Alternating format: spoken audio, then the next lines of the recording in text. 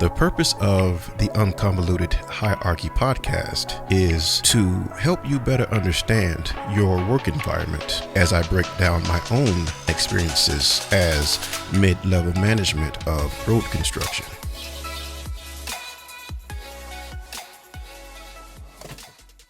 Greetings, navigators, and welcome back to the Un-convoluted Hierarchy Podcast. I am your host, Kenny Rogers. Come on, man. Sit the fuck down. Yeehaw! In the Word Up segment of the show, we introduce a new word or a word hardly used in everyday speech. Word up. Phantasmagoric, having a fantastic or deceptive appearance as something in a dream or created by imagination.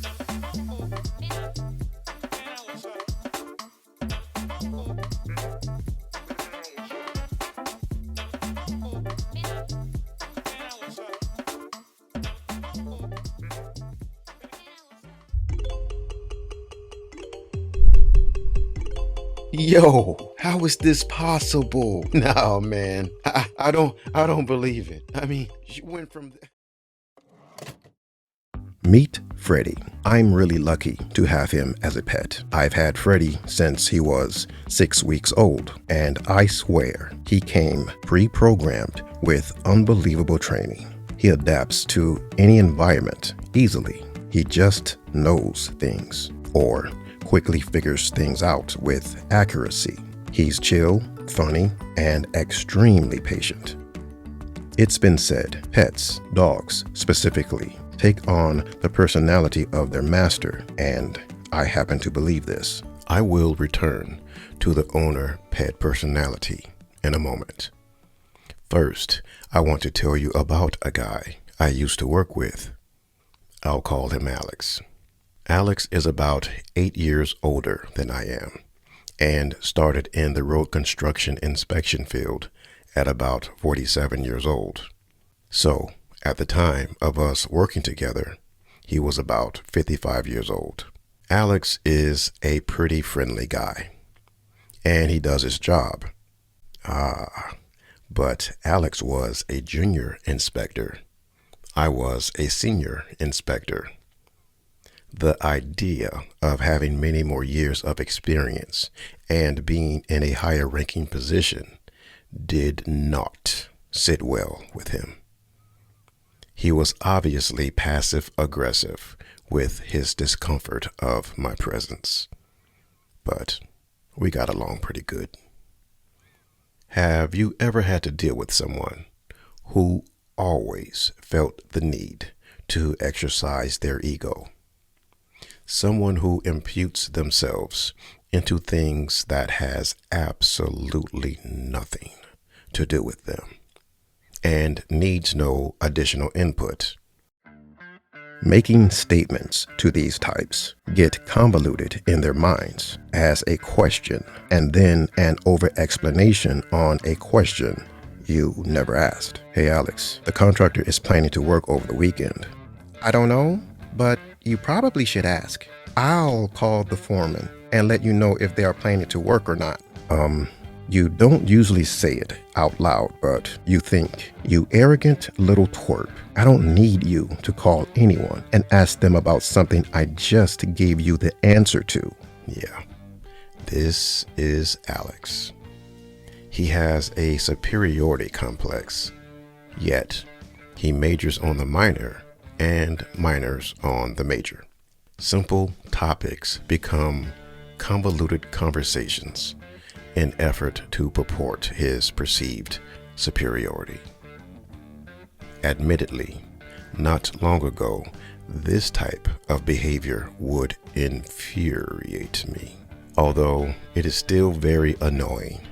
But I've grown in maturity to not become emotionally entangled with basement thinking people.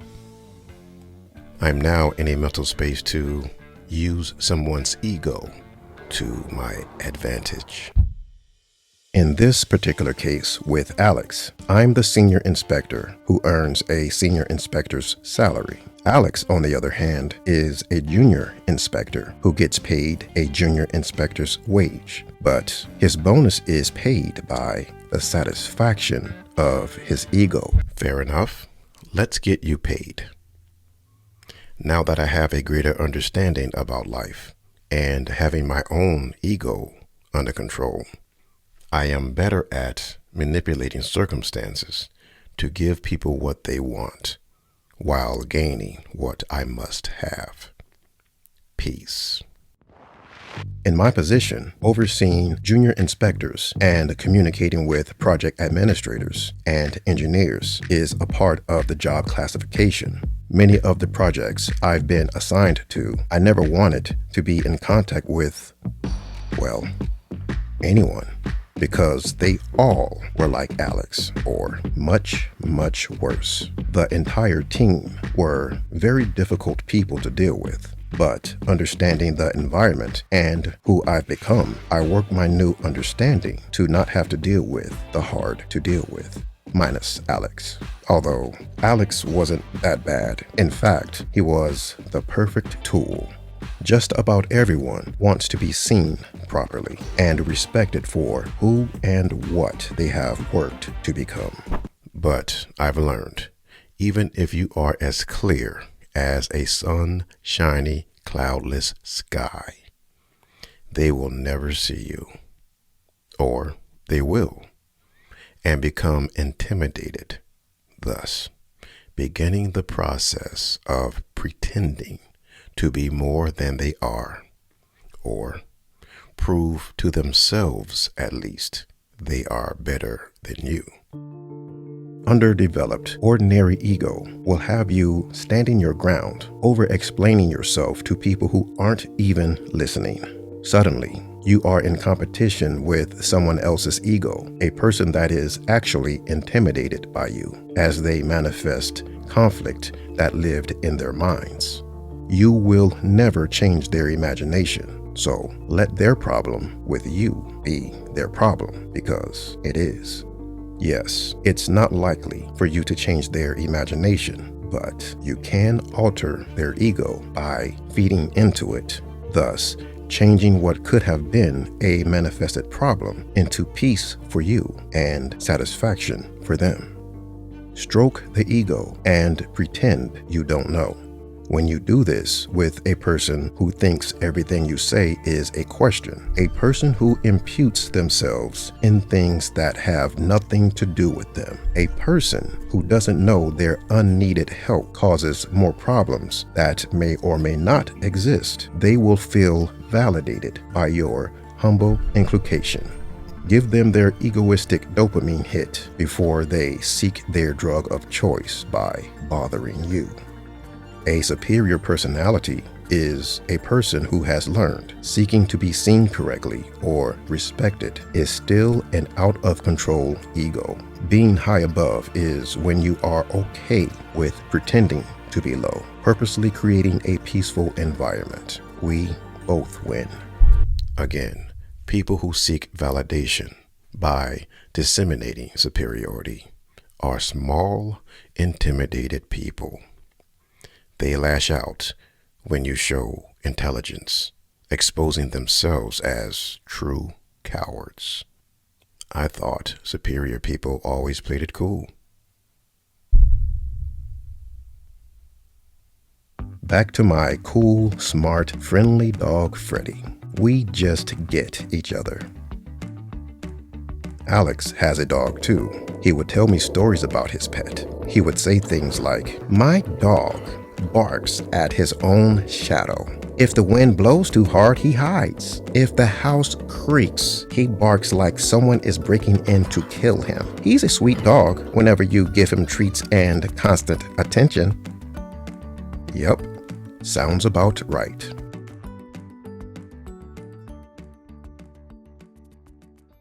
I'm out of time, but here is a clip of what to expect in the next episode of the Un-convoluted Hierarchy Podcast. It is better to give means creating a product, service, and even yourself to be ready and available to be given to something that is looking for you. If you don't have it to give, you cannot receive. It is easier to keep up with new episodes when you click the follow button and turn on notifications. Remember, my fellow navigators, circumstances don't change. You do. See you next time.